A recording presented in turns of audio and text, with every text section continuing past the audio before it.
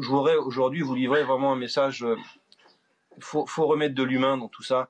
Moi, j'ai passé 10 mois au chevet de ma femme et je le regrette absolument pas parce que, en fait, je crois que j'ai encore eu plus de complicité avec elle les derniers mois que pendant 40 ans. Parce que pendant 40 ans, finalement, c'est facile d'aimer quelqu'un pour son physique, pour ce qu'elle représente. Mais croyez-moi que c'est beaucoup plus difficile de l'accompagner dans des moments comme ça et d'arriver encore à s'aimer. Donc ça, j'ai réussi à le faire. Aujourd'hui, je voudrais vous dire que on peut pas continuer d'être dans une société comme ça où il n'y a plus d'humain au centre de tout. C'est-à-dire qu'on ne peut pas se contenter, aussi bien pour la prise en charge. J'ai parlé beaucoup avec les soignants qui ont accompagné Morissette. Cette épidémie, au niveau d'un point de vue d'humanité, elle a été terrible. On ne peut pas être fier d'avoir laissé des gens mourir tout seuls du Covid sans avoir un proche pour leur serrer la main. Je peux vous dire que moi, Morissette, bien souvent, alors qu'elle était enfermée dans son corps, j'étais là pour la rassurer. Donc j'imagine même pas les gens qui sont morts à l'hôpital tout simplement parce qu'à un moment donné, les gens qui nous gouvernent, ou les médecins, ont perdu tellement d'humanité qu'ils sont même pas capables de se dire, bah après tout, le proche, on le laisse venir, on le protège à outrance, mais on peut pas laisser la personne qui va mourir partir comme ça, sans avoir des gens qu'elle aime autour d'elle.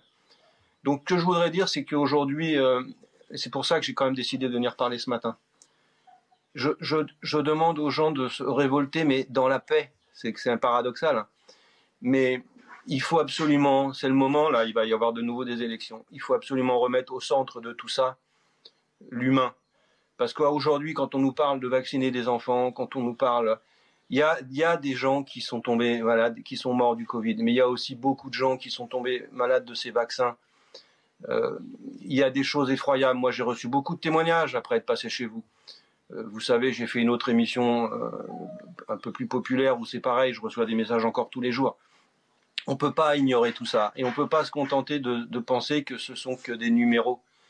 Il y a des vies humaines. Vous voyez, moi, avec mes enfants là, on nous a pris 20 ans là, on nous a volé au moins 20 ans. Alors peut-être qu'on va me dire oui, mais c'est arrivé qu'à 50 personnes.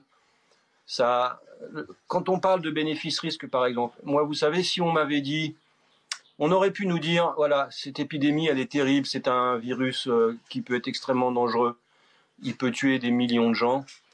On a un vaccin, on n'en est pas sûr, il peut être dangereux, il n'est pas forcément très efficace, mais il peut sauver des formes graves, mais il peut aussi déclencher des maladies que vous avez en vous. Parce que c'est ça, en fait, aujourd'hui, la réalité, c'est que maintenant, c'est pas complotiste de le dire, c'est juste réaliste et il faut que les médecins, les politiques aient l'honnêteté de le dire. Il y a plein de cas où effectivement ça déclenche des maladies qu'on a en nous.